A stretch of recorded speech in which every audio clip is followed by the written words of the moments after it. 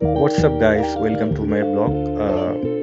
প্রচণ্ড ঠান্ডা পড়তেছে, তাই আর আমার পশু পাখির অবস্থা খুব খারাপ। সবার ফার্স্টে মুরগি দিয়ে শুরু করি। এই যে দেখেন, যে মুরগি কয়েকটা আছে, এগুলোকে তো আমি শীতকালে অ্যান্টিবায়োটিক তো খাওয়াই, তার উপর সাথে আদা রসুন এগুলো রেগুলার ওদের ডায়েটে থাকবে, এগুলো খাওয়াই। কিন্তু সবচেয়ে দুঃখের বিষয় হলো এই যে এই বাড়ির আশেপাশে যারা সার্ভেন্ট আছে, ওরা কি করে, সকালবেলায় যে ঠান্ডা ভাতগুলো বেঁচে থাকে ওগুলো ওদেরকে জোর করে খাওয়াই দিবে আমার অগোচরে, অ্যান্ড সে ভাতগুলো খেয়ে ওরা অসুস্থ হয়ে যাবে। আমি তাদেরকে এত করে বলি যে শীতকালে ভাত দেওয়াটা উচিত না, তাও আবার ঠান্ডা ঠান্ডা ভাত, কিন্তু ওরা শুনে না। ওরা লুকাই লুকাই দিয়ে দিবে, যেহেতু ওরা ভাত খেতে পারে না। মানে যেসব ভাত বেঁচে যায় ওগুলো মুরগিকে জোর করে দিয়ে দিবে ঠান্ডা, এরপর ওদের অসুখ হয়ে যাবে। আর তাছাড়া ঘরটা একটু বেকায়দা হয়েছে, পুকুর পাড়ের পাশে, এই জন্য একটু ঠান্ডা বেশি।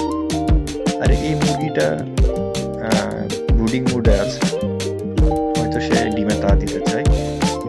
আসেন আপনাদেরকে আমার ব্রুডিং সেট আপটা দেখাই।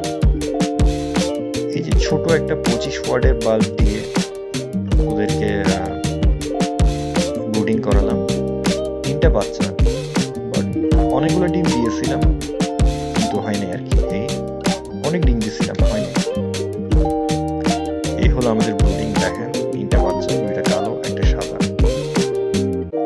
এই ফার্স্ট টাইম লাইট দিয়ে ব্রুডিং করতেছি, আমার তেমন কোনো আইডিয়া নেই, ইউটিউব থেকে দেখে দেখে করি এই আর কি।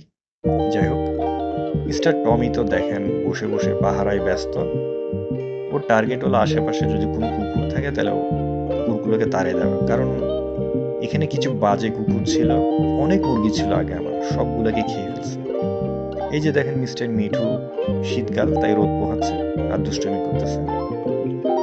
ওরও মনে হয় ঠান্ডা লাগছে, আজকে একটু চুপচাপ। আর মিস্টার বানি তো দেখছেন এখানে বসে আছে, মিস্টার বানি এখানে বসে আছে। আর আজকে ওকে বাইরে ছেড়ে দিলাম, মানে কিছু লতা পাতা খাবে এই আর কি। মিস্টার টম ক্যাট দেখেন কত দুষ্টুমি করতেছে, সে ঘরের দরজার উপর দাঁড়ায় আছে আর দুষ্টুমি করবে। সে একবার দৌড়ে গিয়ে এখানে উঠবে, আরেকবার ওখানে উঠবে, আর এইভাবে দুষ্টুমি করে পুরো ঘরটাকে সে মাথায় রাখবে। আর এই যে দেখেন গাছপালাগুলো কিন্তু মরে গেছে। শীতকালে কিন্তু ফুল ফুটার কথা, কিন্তু জানি না হঠাৎ এগুলো সব লেবে মরে যাচ্ছে কেন।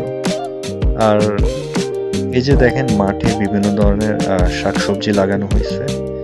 এগুলা বিভিন্ন ধরনের শাক, লাল শাক, তারপর মূলা শাক, বাঁধাকপি, বিভিন্ন ধরনের ভেজিটেবল লাগানো হচ্ছে। আর এগুলো মেবি টমেটো চারা, আমি এক্স্যাক্টলি জানি না কি, এই আর কি। এই যে দেখেন এগুলা হয়তো শিমের চারা বা অন্য কিছু, ধনেপাতা এসব হবে, আর বিভিন্ন ধরনের শাক, এই আর কি। তারপর সামনে যখন আরেকটু গভীর শীত পড়বে তখন আরো বিভিন্ন ধরনের শাকসবজির চারা লাগানো হবে। আর দেখি এখানে যদি সুযোগ পাই তাহলে আমি কিছু গম ফেলবো, যাতে পাখিরা খেতে পারে, মুরগি, কবুতর, হাঁস এরা যাতে খেতে পারে। আর এই যে দেখেন এটা হলো বড়ই গাছ। এখানে নেক্সট মান্থে আই হোপ অনেক বড় বড় বড়ই ধরবে, আর আশেপাশে মানুষ আসে বড়ইগুলো খেতে। আর এগুলি কি গাছ আমি জানি না, গাছগুলোর নামও জানি না আমি। এখানে কিন্তু রাতে হুতুম পেঁচা ঘোরাঘুরি করে, যদি সুযোগ পাই আপনাদেরকে দেখাবো। আজ এ পর্যন্ত, দেখা হবে পরবর্তী এপিসোডে। বিদায়।